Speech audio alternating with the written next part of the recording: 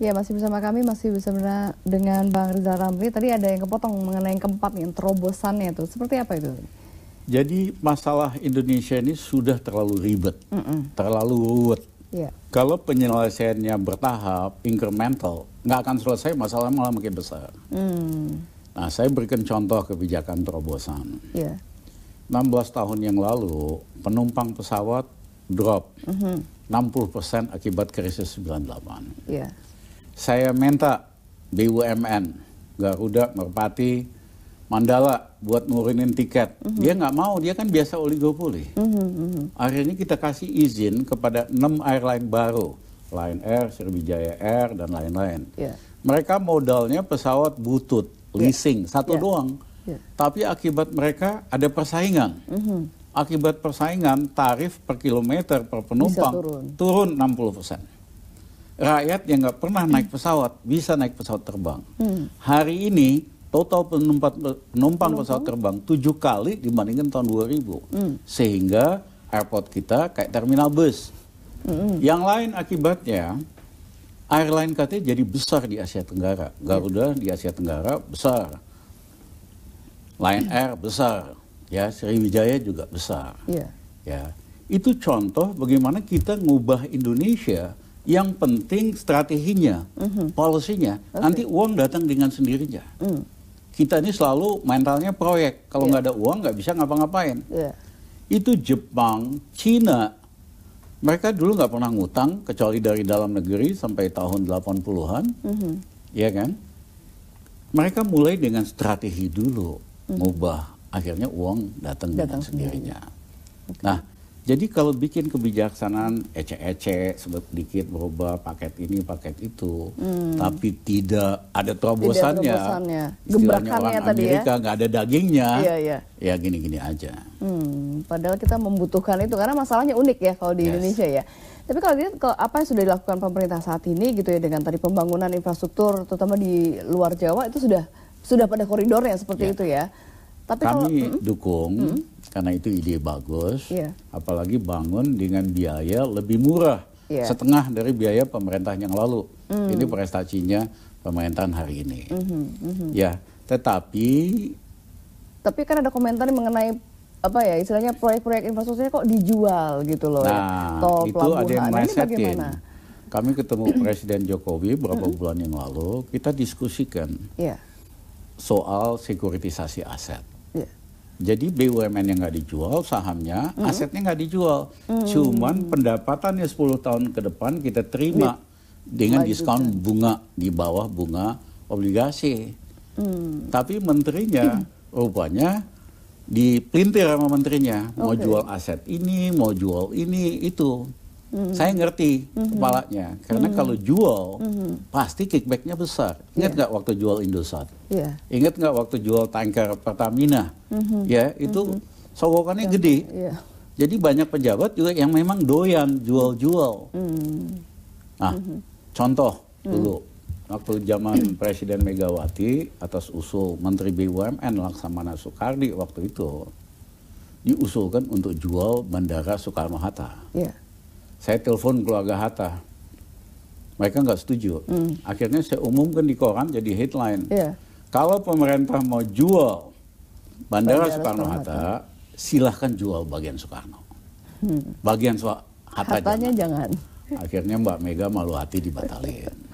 Iya kan? Karena gimana coba mau baginya?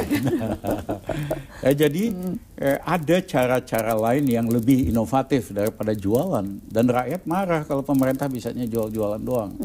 Nah belakangan dikoreksi. Ya kita maksudnya bukan jualan, kita maksudnya sekuritisasi. Tapi kalau waktu itu kami tidak kritisi, ya dijual gitu loh. Iya. Oke, baik.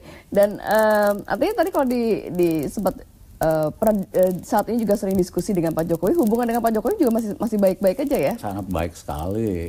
Masih sering ada nasihat-nasihat juga yang diberikan. Ada beberapa hal penting, misalnya tentang masalah yang penting, saya papernya saya forward langsung sama Presiden.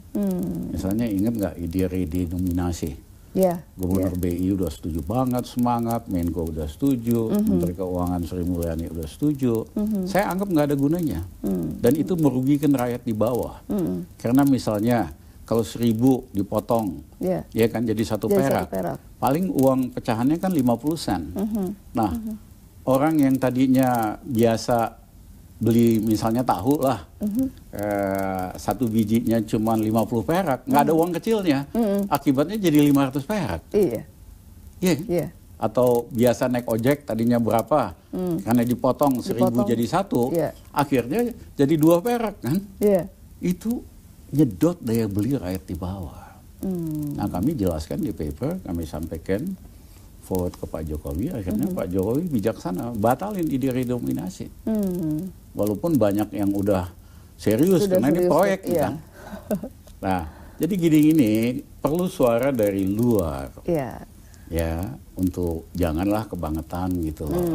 Supaya masuk ke koridor untuk majukan bangsa kita. Iya, ini enak artinya Bang Rizal kan pernah di sistem, kemudian sekarang di luar sistem, artinya masih juga terus karena peduli dengan bangsa ini ya begitu ya. Jadi tetap ada masukan-masukan, termasuk kalau mungkin mau memberikan masukan kepada tim ekonomi Presiden Jokowi saat ini, apa sih sebenarnya yang harus dilakukan gitu? Gebrakan seperti apa tuh? Lulu, 40 tahun yang lalu, semua kita di Asia sama miskinnya. Korea $100 per orang pendapatannya, Malaysia, Taiwan, Cina, bahkan setengah kita hanya $50 per orang. Per orang, Kok bisa 40 tahun kemudian Korea masuk negara maju?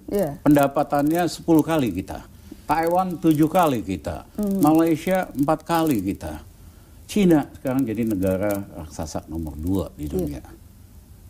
Apa sih salahnya? Banyak yang menjelaskan ini karena korupsi. Betul, korupsi itu memperlambat ekonomi, tidak adil, merusak karakter. Tapi itu setengah kebenaran, half of the truth. Ada alasan yang kedua. Bangsa kita kurang ulet, kurang berani ngambil risiko. Karena ada studi Profesor Lance Taylor dari MIT, bangsa yang berani mengambil risiko, berani melakukan inovasi akan jauh lebih makmur dan maju. Tapi yang ketiga, yang jarang dibahas, model pembangunan kita sejak zaman Pak Harto, itu model ala pembangunan Bank Dunia. Apa yang kami sebut sebagai neoliberal, yang hanya menguntungkan yang gede-gede. Ya kan? Tidak ada negara yang ikut nasihat Bank Dunia di Latin Amerika, di Asia, yang bisa tumbuh lebih dari 10%. Kenapa? Model pembangunannya pada dasarnya pakai utang. Selama ada utang bagus, nanti utangnya kebanyakan nggak mampu bayar. Seperti Argentina, anjlok ke minus 2%. Seperti Indonesia sekarang, bayar hutangnya nyaris 60 triliun lebih. 600 triliun. Iya kan? Lebih gede dari biaya pendidikan, lebih besar dari biaya infrastruktur. Ini udah lampu kuning. Iya kan?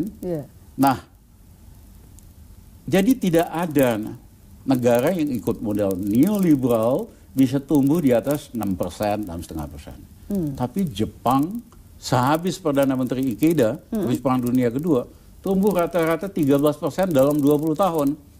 Ngejar Barat.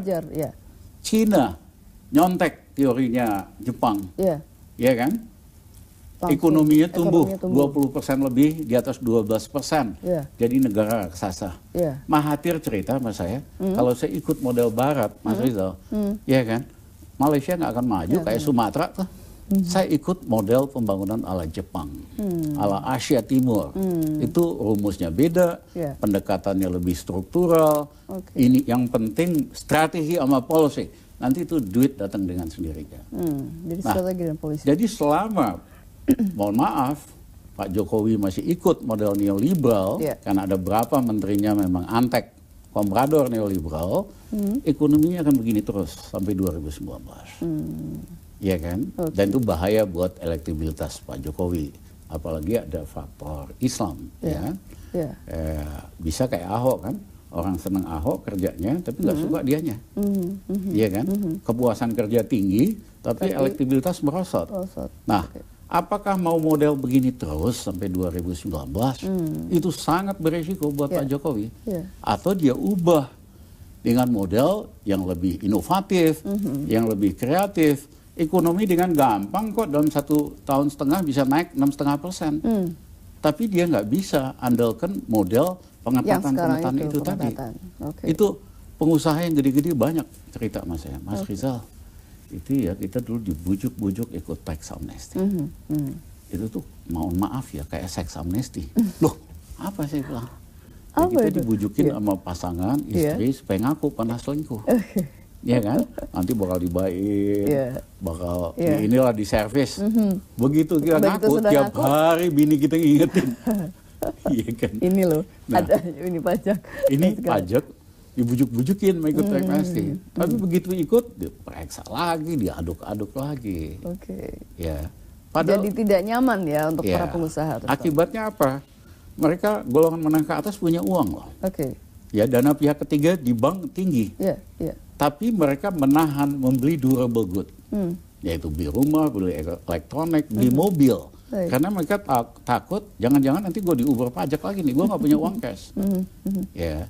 Nah, model-model gini harus ditinggalin. Longgarkan dulu, nanti kalau ekonominya pulih kita uber pajaknya gitu. Baik. Ini beda sekali dengan model pengetatan ala Bank Dunia. Baik. Kita masih punya segmen berikutnya untuk berbincang lebih lanjut dengan Rizal Ramli usai pariwara berikut.